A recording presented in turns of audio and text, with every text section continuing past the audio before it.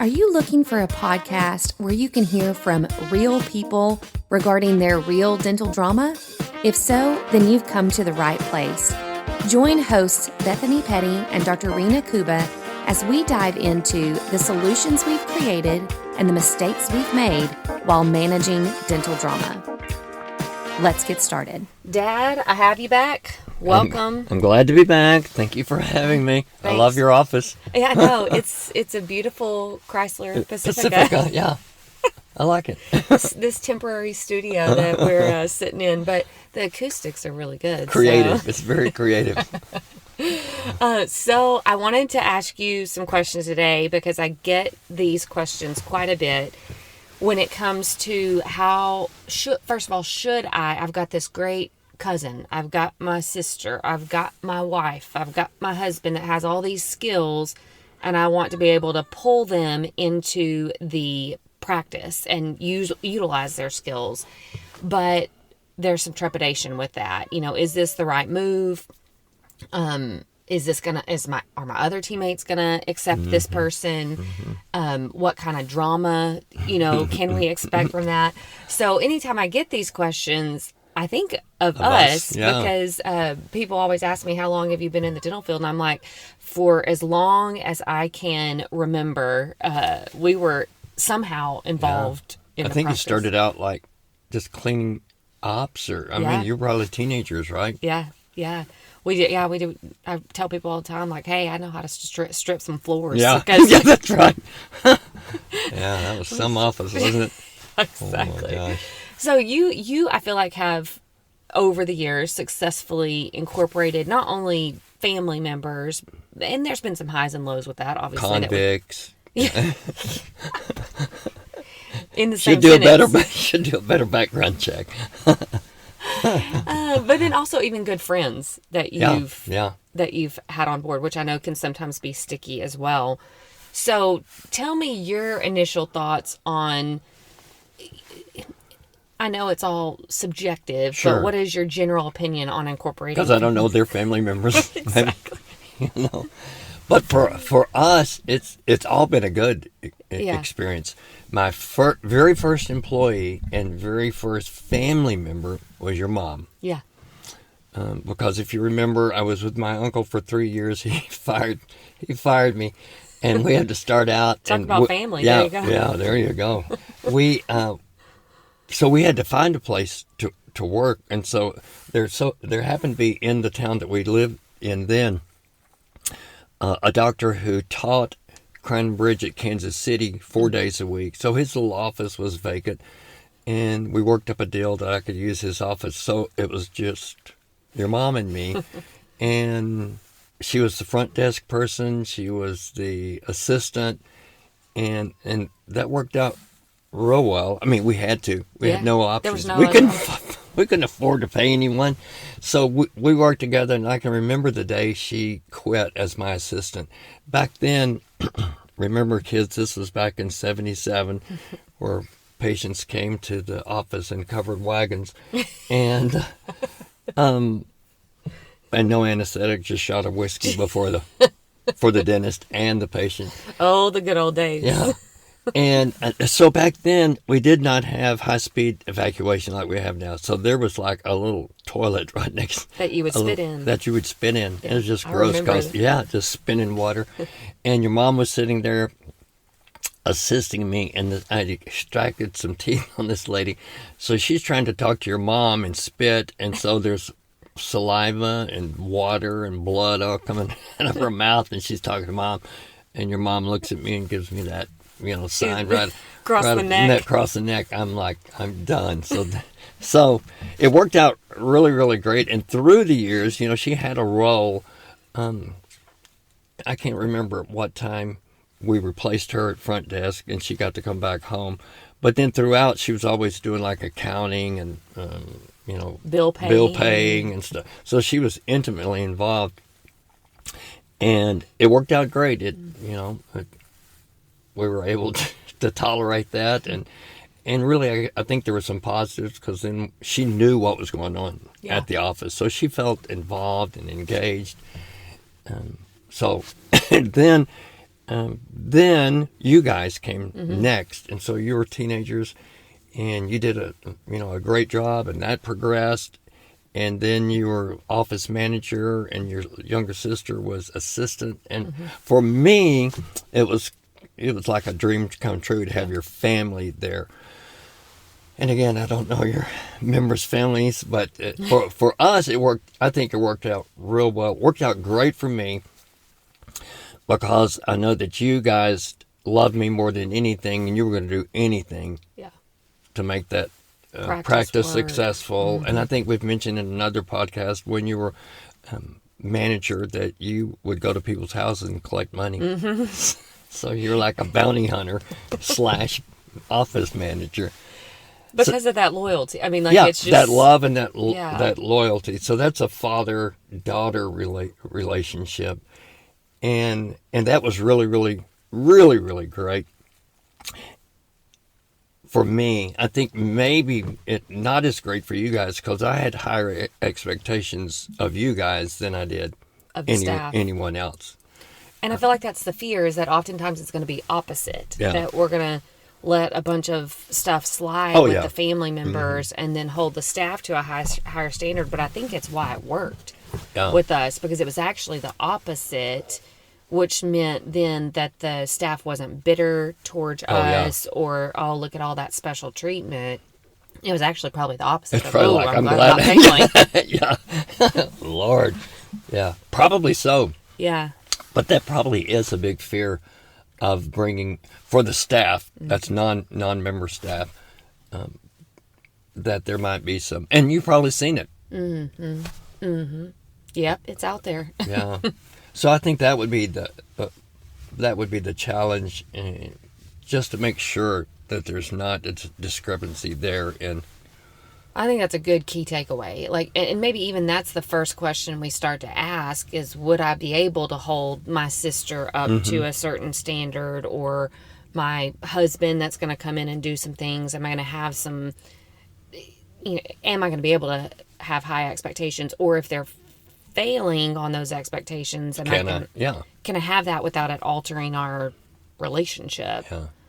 Because it's really, I mean, as opposed to a non-family member, when you hire a family member and it goes sour, it can just really spiral out to like terrible Christmases, and don't get birthday gifts anymore. And so there are a lot of things to think about when you're thinking about a family member long term. And what I would always think about, what's the worst case scenario? What if this really goes sour? Was it worth whatever advantage we thought we would have in hiring that person?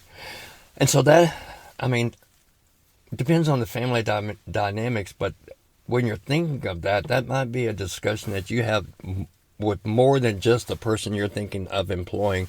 Like if it's your sister, maybe you need to talk to the husband also, or your mom and your dad. It's easier to have those hard discussions on the front end.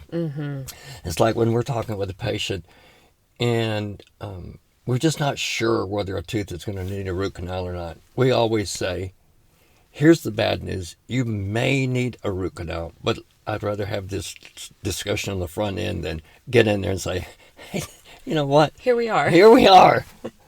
So that way, then if we don't, it's a really good day. But if we do have to do a root canal, they're already mentally prepared. So I think in hiring family members, just think of what is the worst thing that could happen? And are you willing to do that if it comes down to it? And I think the pre-conversations is really important. Before we're even making a commitment to one another, even just role-playing out, okay, well, what if... Yeah, that's a good idea. We've got this communication issue that pops up between us. Where are we going to handle that? Is that going to happen in the office, or are we putting that off until the end of the day? Let's, outside of the home, in our home, outside of the practice, we argue like this, but that can't be acceptable in the practice setting. So if we get into a disagreement, what's our communication expectations in the practice? Right. Rather than what we do outside the practice. I'm going to beat your butt when we get outside these doors. I'm taking you down.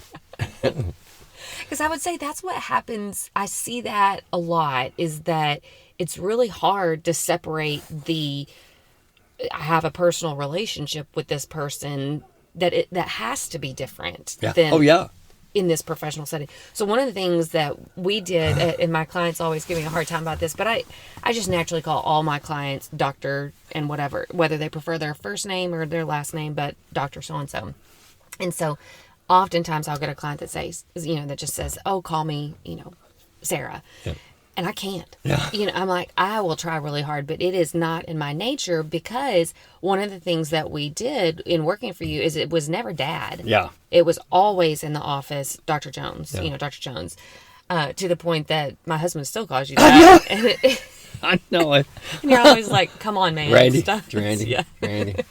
But it was this, for me, it was this psychological shift. Yeah. Like, no, I'm in the office. He's Dr. Jones. And so having some of those little mental tricks that you can even pull to go, oh, wait, this is a different relationship, I think would be helpful. Yeah.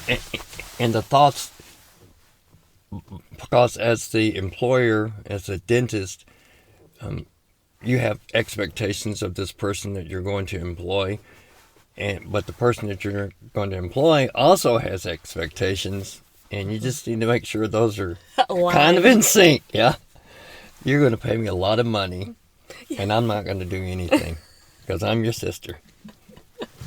Thanks so very much. You owe me, because remember back when we were 5 and you did this to me. This is payback. You are now going to support my livelihood. But still, so now we still have family members. My daughter-in-law is the office manager. And so I have had to, because I had the same expectations of her that I had of you guys, which is higher than everybody else, I've really had to kind of just back off a little bit, which your younger sister can't. She's like, what happened to you?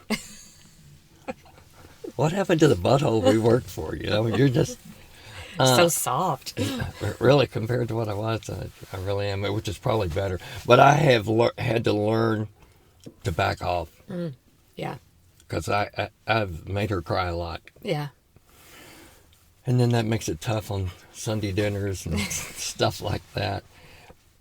But she does a good job. But I have, in that situation, which might be a problem for some of your people, maybe my expectation is too high. Yeah. Yeah. She loves me, but not like you guys love me. Right. So y'all spoiled me.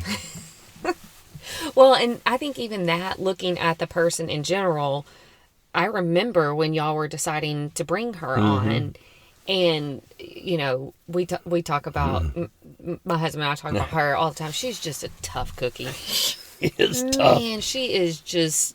I mean, we were talking about grit. I mean, that girl is 100% grit, and she's just got this fierce commitment to everything that she does, and not emotionally overcharged. No. So when y'all were looking at her, because I think it's even trickier once you start talking about an in-law. Oh, yeah. Because then you really can mess things up. Yeah, because you don't want, like in this situation, you don't want your child that is married to your office manager to have to choose. Yeah.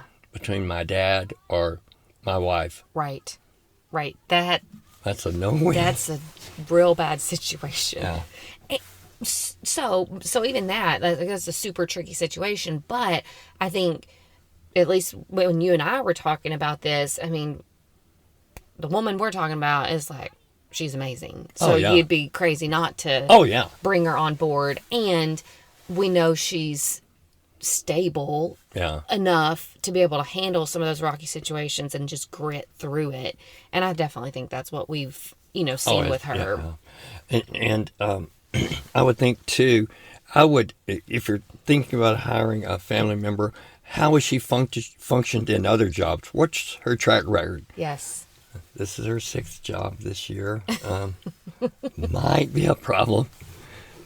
It's true, because we do that for whoever we hire, but we're willing to overlook some of those flaws with family members. But I always say the track record isn't going to change. Yeah. So whatever their history has been, it will continue to be. And if they haven't been able to hold down a job, or they're always complaining about this boss or this toxic environment, they will bring that to your office, probably in tenfold, because there's a freedom there that they haven't had before. Yeah. Yeah, I would just pay attention to what are they like at our family meetings? What are they like if we go out to dinner? Are they a negative person or a positive person? And like you're saying, what are their discussions about their job? Because it's not going to change. What they're going to dislike you too. But then the consequences are so much greater. Yeah, but they're going to tell everybody in the family that you are a jerk. Yeah, I think that's a really good point. Like, evaluate them as if you were hiring them off the street. You don't know this person. Yeah. Look at their track record. Have somebody on your team interview them. Yeah. If you can't do it with removing that relational factor, have somebody on your team. Get your team to take them out. What is their perception of this person? Yeah. That's a great idea. Because they'll be honest. Get them drunk. What are they like when they're... We want to hear the real them. Yeah, but that is really great to give the team a chance. A voice in the matter. And don't try to... I know this might be a problem. Would be a problem for me, is try to save a family member. Mm-hmm. I'm going to create a job or let them come into my practice because I'm going to save them from the life that, Yeah. Whatever choices they've made. Yeah. Even if it wasn't their choices, but just life dealt them a bad blow, you can't save them. No. Yeah. I mean, you can, if out of the goodness of your heart, you want to help them financially, but you can't sacrifice the office to help them. Yeah. I think that's a good point, because it will sacrifice the office. Oh, sure. In some way. And I know that sounds heartless, but at the end of the day, you can't help anybody if your practice is now at risk. When you're on the plane, put the mask on first. Yeah, exactly. That didn't make sense. Like, what? That is so selfish. I got to put it on my child. No. Put the mask on first. Yeah. So you've got to protect the practice. You have to. Now, I have a question. So you obviously, Mom was involved for many years in the practice. I think over time, her involvement was what I would call more behind the scenes. She would still come into the office. Even when I was managing, she was there maybe once a week. Bosses around. Yeah. She was. Throw her weight around, all 105 pounds of it. But she was pretty good at it. She still is. I think she was still, and again, I think the dynamics were if she's going to be hard on anybody, she was going to be hard on us. Yeah. Yeah. It was never all the staff. The staff loved her. Yeah. Because she I can't was really just ever buddies with everybody. Remember her ever having a bad opinion about anyone but us. So that's fine. Yeah. That needs to be the theme here. If you're going to just really hold your family to unreasonable expectations, this could work. Like even today, starting my 47th year, normally I get home at 6:00. Yeah. If I'm there 15 minutes early, it's like, what happened? Implying you didn't work hard enough today. What the Why'd heck? you leave early? Yeah. This is not good. What's going on? And again, even now, she's not involved in the practice. Mm-mm. She's retired. She's just... But it's in her nature to just be like, what'd you do wrong? You ended early. In fact, I've just come to this realization. I just need to drive around for a little bit before I get home. Maybe go to the Sonic, Maybe walk in 5 minutes late. Yeah. And say, babe, what we did today. Incredible.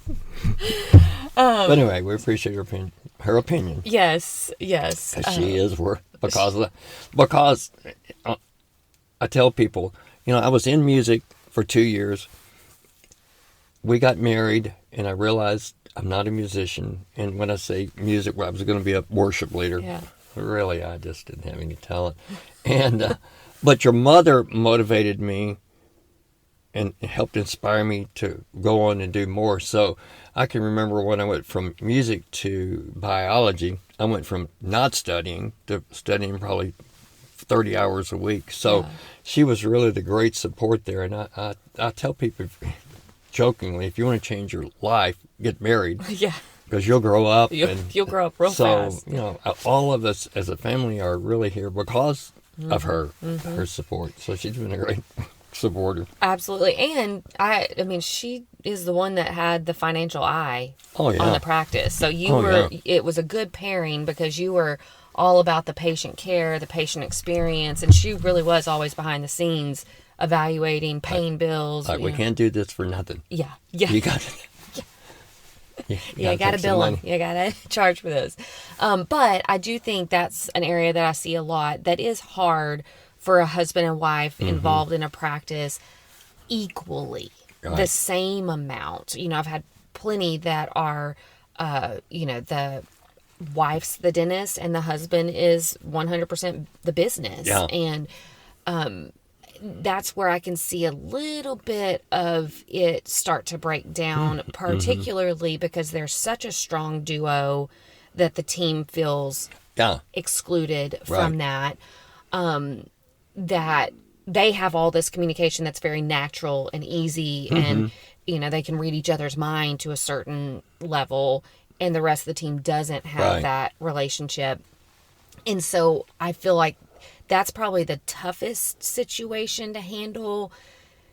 And I think we could think of various strategies to help with that. But I had one client, female was the dentist, husband was the business person, and they actually drove separately to work. Yeah.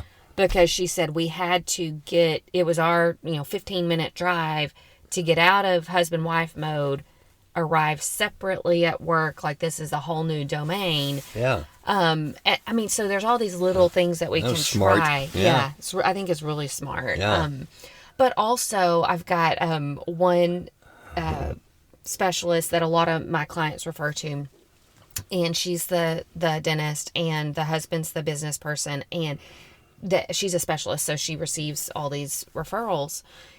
And the general consensus is this husband drives us crazy. This business person from the referral sources. Really, right? So we don't want to. We love her, the clinician. Yeah. We do not love him, the business person, and nobody will address it. And so you look at that situation, and they probably think this is great. Yeah. We're rocking and rolling. We got this, this great practice, but somebody on their team is not being honest with them about how sticky this situation is. And referrals are just going, we're so tired of it, we're going to refer elsewhere. And so I think you got to be really careful when there's both 100% in. I feel like that's where we can get a little bit blind to the situation. And if you're not experiencing any financial, everything appears to be great. Yeah. But at some point it begins to crack. Mm-hmm. So what are you going to do for them? Well, unfortunately, they're not a client of mine, the specialist. So I've really encouraged my people that refer to them. Tell them, please be honest. Like, they need to hear this feedback, because the people on their team aren't telling them. Yeah. So, and that to me reveals that we haven't really addressed that familial situation, that we've just assumed everything's okay. And I think when you've got a husband and wife, or a brother, sister, or whatever the situation may be, and they're 100% involved, I think periodically it's important to get feedback from your team. Oh, sure. Yeah. And making it a safe place for them to say, these are the issues, and that there's no repercussions for that. Like, you're not going to be fired for this. I'm not going to change my opinion of you. And maybe asking very structured questions where it's not just open-ended, how's this going? But what are the things we could do better? What are some of the weaknesses that we may not see? We need your help to see what weaknesses we have.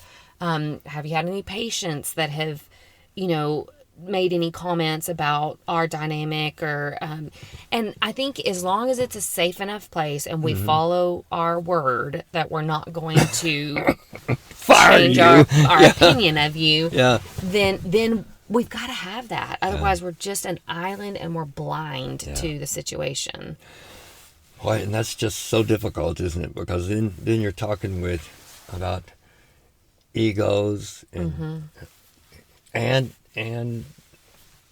really, can I accept that maybe there's something wrong with me and I need to change? Yeah. So it's tough on both, because you don't really, unless you have that great relationship as an employee with your employer. Yeah. It's tricky. It is so hard, which is terrible because everybody loses. It's a lose Staff situation. loses, the practice loses. Which is why I think before getting into that situation, this evaluation, like really thoroughly thinking about, is this the right person to bring on my team? Can we, even if my wife's on the team 100%, can we create an environment that is still very safe? So I think that is so important. But even if you're like, well, crap, I didn't do that, and we're in it already, I think figuring out with your spouse or your sister, whoever it may be, like, how can we pause this and make sure that we're okay with the team is really important. And then if there's a choice, maybe not making it 100-100. Yeah. Like maybe, we can't go without the clinician. So the clinician's there 100% of the time, but maybe that husband backs off, to 30% of the time, he's there. Because then it creates a natural discrepancy between, I don't have to deal with both. I can deal with this clinician more. Yeah. So that would be my suggestion. If people are in the situation where it's like, ooh, we haven't evaluated and we aren't the type of people that can receive that evaluation because it's going to change our opinion, then just knock somebody down to part-time. Yeah. Yeah. That's a great idea. That'll change the dynamics in and of itself. One thing that I have intentionally done is when the staff will go out to eat, I have a great group of girls that they just like being with each other. They've gone to Mardi Gras together. They've just always seems to involve drinking. I'm not for someone that doesn't drink a drop. But so I will intentionally not go to some things with them because I think let them bond on their own. Well, and they'll talk about some things if I'm not there. And as I've always said, I like to think that I'm open, but again, that just may be in my own mind. Yeah. But I know that they will talk about things, and even if it's not a problem that we can solve, just them talking about it gets it off their chest. Oh yeah, they commiserate together. Yeah, I feel that way too. Yeah. But I have a group of ladies that really. Again, maybe it's just because I'm older and softer. They're not too afraid to say. To tell you. Yeah. Which I kind of like, I don't take offense. There. Yeah, they're really good about that. I mean, I think if you've got that type of environment, it does make it safer to bring in a family member because you've got a team that feels comfortable to tell you if something's going to go wrong. Again, it's none of my credit. It's just because years ago I wouldn't have been this way. Right. So it's just where I am, At this point in time. At this point, it's either I work or go back to the nursing home, and I just kind of rather work. So, hey, we were going to talk about keeping staff long term, non-family members, and I was just going to say, I think that as you asked me that question, and I was thinking, I've had Melinda that was with me for 20 years. She just retired. Melinda was front desk. Wanda, my main hygienist, just retired after 18 years. And I think they get the credit more than I get the credit. So I think it's the type of people that you hire. So these were also friends and church members. So I was very fortunate. But either God protected me or... Anyway, those two ladies, it was not necessarily my leadership that I think kept them in there because they put up with some crap with me through the years.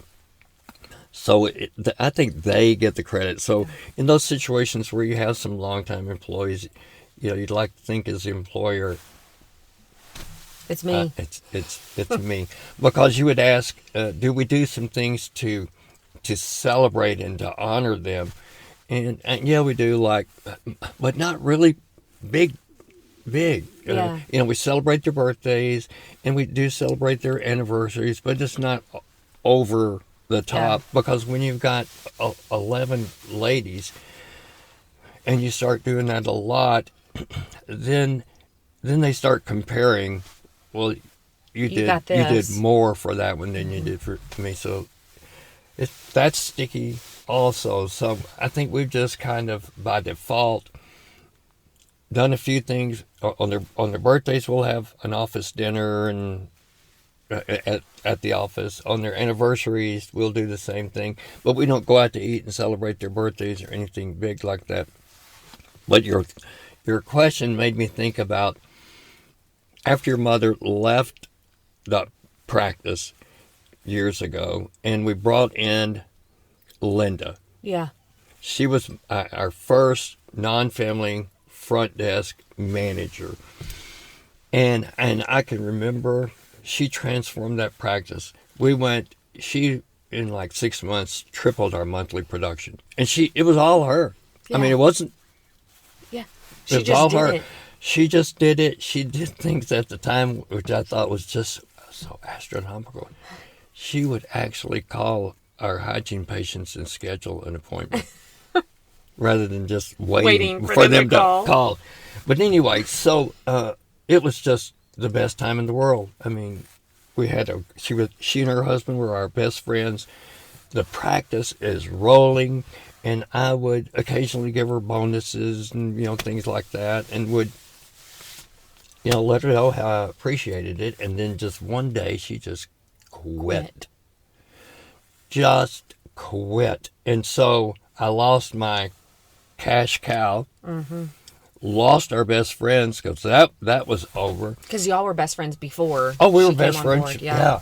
And what happened is, in my mind, I appreciated what she was doing. I knew what she had done for the practice, and I would throw her breadcrumbs. Yeah.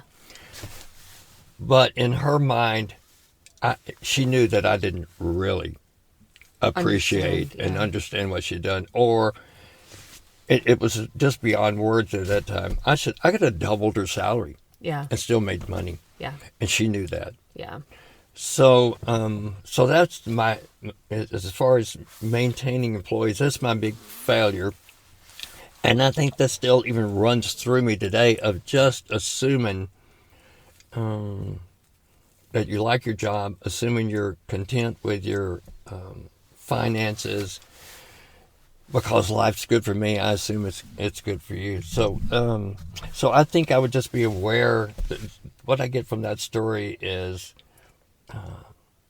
I guess, just be sensitive. Mm-hmm. I'm not even really sure. I just look at that and think, well, that was just a huge mistake. Affected us financially, and it affected us with friends that we'd done everything together with. Yeah. And I didn't even know anything was wrong. Mm-hmm. I assumed it's great for her. And just out of the blue. Yeah. Mm-hmm. Which I feel like that happens a lot. Yeah. And I think it goes back to those open lines of communication, and just finding ways to touch base with them in a way that is, what are your expectations, of me? I think sometimes we're like, hey, how's it going? Oh, it's great, doc. No big deal. It's all superficial. It's superficial. But actually scheduling, what's your satisfaction level? Mm-hmm. What are your expectations of me? What are your financial goals? Yeah. And let's work together on how we can meet those. And looking back, if you would have had some type of compensation type meeting, it could have been avoided, but there wasn't ever a safe place for her to say something. Which I thought as close friends, but that was an area that she didn't feel comfortable about. And some of your guys and gals that are listening, even to this day, I'm kind of an avoider. Mm-hmm. I want to avoid confrontation. So, I don't know that I would have even been open to, I'd like to think that I would have been to her to say, hey, I think I feel like I need to make more money. But you just avoid confrontation, and so if you don't confront it, you're It'll going to confront confront it. you. It's coming. You can either go toward it or it's going to run you over like a train. It's unavoidable. It is unavoidable.